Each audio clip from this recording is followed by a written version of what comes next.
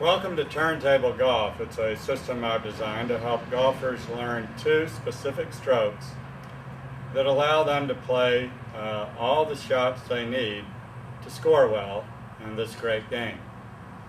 It's based on a turntable. You can see this turntable. This disc can revolve or spin around a steady base. And of course you can put an album on it and the turntable spins and allows you to play music, but it spins around a spindle. And you can make this turntable horizontal or vertical or diagonal. One of these strokes you would try to visualize a vertical turntable. The other one would play on a diagonal. And both of these strokes are based on the career of Harry Vardon, who brought us the Vardon grip. He's considered the father of modern golf, and he recommended that you learn the classic swinging procedure first, and that is the first method that I would teach you, and then what he called the push stroke, which he later in his career began to prefer. And so you may see it better by looking at a Lazy Susan. I can rotate this tabletop on a steady base, or a propeller that I can spin around a drive shaft while the plane or the base stayed quiet. And the first method, the classic swinging procedure, you would consider your left arm in a golf club to be the turntable that can spin or rotate or revolve around a drive shaft or a bit or spindle. And this spindle is your left shoulder joint. So you can see I can spin my left arm and club around this drive shaft, which is actually a swiveling joint, unlike these three. And if I were to turn this propeller to my right here, so that it's aiming to the right of an intended line of flight that you want the ball to fly on, you could say that these turntables are now vertical and aim to the right of the target line a number of degrees. And then I would cause them to rotate or revolve on that vertical cross line. So it's vertical but on a cross line.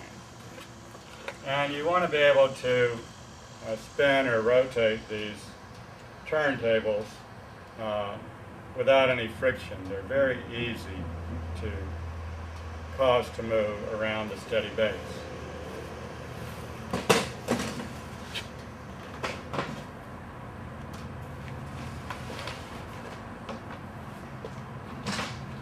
So if I face my target line and turn my base, which is mainly my chest and my legs, to the right a bit, say 45 degrees, I can cause my turntable to revolve around this spindle vertically, but on a cross line to the right of the target line. And I would cause that to happen on the downswing while keeping the base quiet. And that's the basis of the swinging stroke. The push stroke, however, is based on the ability to make a turntable revolve or rotate or spin on a diagonal aimed at the base of your target line. And so you see I can try to cause this turntable to rotate or spin on a diagonal away from and toward that line. And that's the basis for the push stroke. And now they use a different type of motor. Both of them, the motor is your trailing arm. That's what dominates the movement of the turntable. So your right arm bending away from the ball or to the right of the ball, for me, and the right hand bending moves the turntable the most. But you do need to turn the base to have the range of motion you need to play a good game of golf. And then on the down track, whether it's the vertical cross line motion or the diagonal straight line, the ability of the trailing arm, or for me my right arm, to lengthen is the primary source of acceleration to cause this whole turntable to revolve or rotate around this bit. And that's controversial. So many people write and talk about how the turning body is the main engine of the swing, but Barton disagreed, and so do I. And so did Tommy Armour, who studied under Barton, and John Jacobs, and a number of old-time pros, I call them. And I'm getting old enough to be called an old-time pro. Your right arm's ability to drive this whole length, club and left arm, around a steady bit is the basis for both strokes. The diagonal one, however, you would use the broad side of your hand to drive this turntable away from and toward that intended line of flight.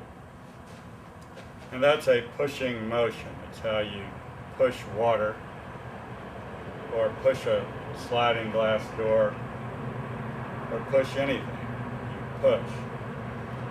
And very simple, it's the push stroke. And I call it the broadside bully. You really use the broad side of this hand to drive the turntable right on that diagonal. And then the other one I call a slim side slick. You would drive the turntable with this right arm, and your right hand would be the narrow side, would drive this turntable vertically down on that cross line. So that's the basis. It's like a karate chop, the narrow side of the classic swinging procedure. And then the broad side would be the push stroke. And then there are innumerable hybrids, especially one where you could pitch the ball like a fastball pitcher. And that one's really great. It's sort of right in between the classic swing and the push. It's like throwing a fastball or skipping a rock. And you know, it's easy to get caught up in one or the other and think it's superior. Most of your tour pros either use the classic swinging procedure or that pitching fastball or rock skipping method for their full strokes, and they might save the push stroke, or what's now called the punch stroke, for trouble shots like high rough, buried lies and bunkers, when they hit into a divot, or when they want to flight the ball lower, under the wind or under a tree or something. But anyway, you'll learn that this vertical chop, karate chop, turns into a roll, and it's hard to stop it once you do it. And it gives you greater momentum to finish on your left side. The push you can stop. Push is easy to stop after impact and bring back to where you could do it again. And with the push, you can really hold it tighter forearms. You can have a more gripping muscles, a shorter, more compact backswing, and a more compact through swing. And the swing, of course, is that graceful, elegant one we all seem to want. So I hope you realize these strokes have their vintage in the mid to late 1890s. They've been around for a long time.